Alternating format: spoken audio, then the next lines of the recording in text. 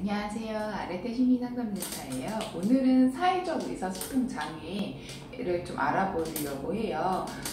우선은 사회적 의사소통 장애라는 개념에 대해서 좀 알아보려고 하는데, 사회적 의사소통 장애는 언어적인 부분하고 비언어적인 어떤 소통하는 부분에 있어서 좀 어려운 부분을 가진 사람이라고 생각하시면 될 것 같아요. 그러니까 상호작용을 좀 잘 못하는, 그래서 좀 이렇게 왔다 갔다 이렇게 서로 소통을 하려면 내가 너한테 줬으면 그 사람도 나한테 뭔가를 또 이렇게 어떤 답변이 오고 가고 그런 게 있어야 되는데, 그게 좀 잘 안 되는 경우라고 생각하시면 될 것 같아요. 그래서 이런 아이들의 특징을 좀 살펴보면요. 우선은 4세 이전 아이들을 뭐 사회적 의사소통 장애라고 진단이 내려지는 부분에 있어서는 좀 많이 어려움이 좀 있어요. 그리고 10대 초 청소년 아이들도 사회적 의사소통 장애인 것 같은 느낌은 좀 드는데, 뭐 이렇게 진단이 좀 안 내려지는 경우도 좀 종종 있어요. 그래서 이런 아이들 오문 같은 부분이 좀 부족한 부분이 있고요. 그리고 내용을 좀 과장해서 얘기하는 부분, 그리고 좀 눈치가 좀 많이 없어요. 그런 부분이 있다라는 거. 그리고 또래하고 어떤 관계하는 부분에 있어서 좀 관계 형성을 좀 잘 못하는 부분이 있어요. 하지만 그 아이보다 나이가 좀 어리거나 성인이하고는 좀 잘 지내는 그런 부분이 좀 특징적인 부분이 있고요. 뭐 관심을 받고 싶고 그런 욕구는 많이 있는데, 어떤 사람하고 관계를 좀 맺고 그런 부분에 관계에 대한 욕구는 그렇게 많지는 않아요. 그리고 이런 아이들 같은 경우에는 이제 혼자 할 수 있는 거 있잖아요. 정보통신 같은 IP 계열의 뭐 직종을 하게 되면 좀 잘 할 수 있는 그런 특징을 좀 가지고 있고요. 그리고 청소년 같은 경우에는 운동형처럼 뭔가 이렇게 혼자서 하려고 하고 아무것도 안 하려고 하고 그런 부분이 조금 있다라는 거 좀 알고 계시면 좀 좋을 것 같아요. 그래서 이런 아이들의 특징 중에 운동형도 있기 때문에 이게 운동형인지 아니면 사회적 의사소통 장애인지 그런 부분을 좀 감별해서 좀 볼 필요성이 있고요. 그 다음에 조현병 같은 약간 그런 기질적인 부분, 기질이라고 하기보다는 좀 조현병 같은 좀 환타지 같은 그런 부분이 있어서 이게 조현병이 초기 증상인지 이게 사회적 의사소통 장애로 인해서 그런 건지 그런 부분을 좀 감별할 그런 부분은 좀 필요해요. 그래서 이런 아이들, 왜 그러면 우리 아이는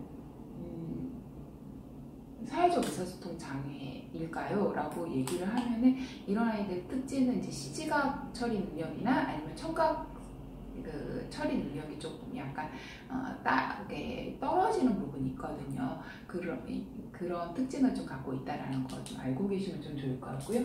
그리고 그러면은 이런 아이들 어떻게 좀 진단을 내리는 부분에 있어서, 제가 아까 개념에서 얘기했듯이 언어적인 부분, 비언어적인 부분에서 소통하는 부분에 좀 어려움이 있다 보니까 정보를 좀 공유하고 내 정보를 다른 사람한테 주고 다른 사람의 정보를 내가 받아들이고 그런 부분이 좀 어려워요. 그러다 보니까 어떤 문제 상황이 있으면 그러니까 어떤 변화가 내가 알고 있는 상황을 좀 파악해서 변화를 하는 데 있어서 아이들이 좀 어려운 부분이 있고, 그리고 규칙 지키는 부분을 좀 아이들이 좀 어려워하는 부분이 있어요. 그런 부분이 있다는 걸 좀 알고 계시면 좀 좋을 것 같고요. 그리고 이중 의미나 함축적인 의미를 좀 잘 이해하지 못하는 부분이 있어요. 예를 들어 괜찮다라는 거를 어떤 사람이 하는데 얼굴 표정은 안 괜찮다는 듯이 표현을 하면은 저 사람 괜찮다고 얘기했으니까 괜찮은가 보다 라고 느낄 수 있거든요. 예를 들면 괜찮거든 그러면은 이게 괜찮은 게 아니잖아요. 근데 사회적 의사소통 장애 아이들은 괜찮은 걸로 알고 그냥 넘어가는 경우가 있기 때문에 그런 부분이 있다라는 거 좀 알고 계시면 좀 좋을 것 같아요. 그리고 우선은 좀 제가 좀 제일 중요시 여기는 거는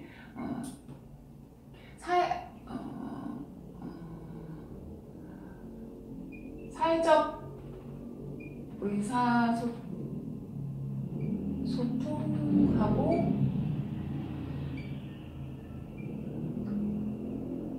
활용적 의사소통이라는 게 있는데,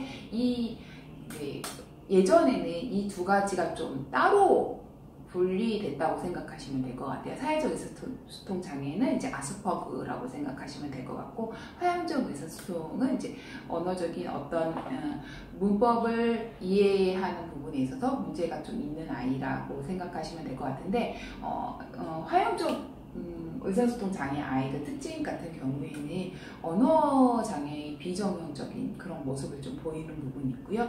그리고 문법에 대한 의미를 이해하는 부분에 있어서 좀 아이들이 좀 어려워하는 그런 부분이 있어요. 그리고 사회적 의사소통 장애인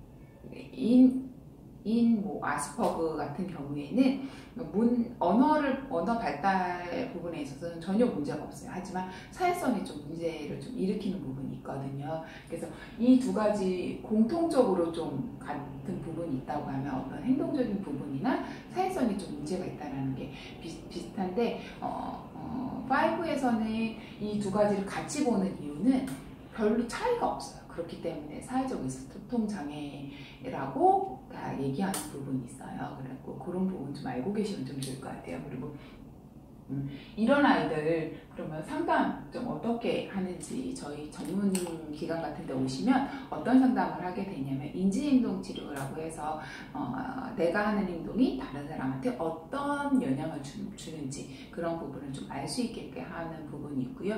그리고 사회적 의사소통 그러니까 사회성을 좀 기르기 위한 어떤 훈련들이 좀 필요하기 때문에 그런 훈련을 좀 하는 부분이 있고, 그리고 상호작용이 좀 하는 부분이 있어서 좀 떨어지는 부분이 있어서 그거를 좀 역할극이나 아니면 어떤 놀이를 좀 통해서 하는 부분이 있어요. 그래서 뭐 미술 치료가 됐든 놀이 치료가 됐든 언어 치료가 됐든 인지학습 치료가 됐든 어떤 상황에서든 아이 어떤 이렇게 장점이 있고 단점이 있잖아요. 그런 단점을 좀 보완할 수 있는 그런 프로그램을 좀 진행한다는 걸 좀 알고 계시면 좀 좋을 것 같아요.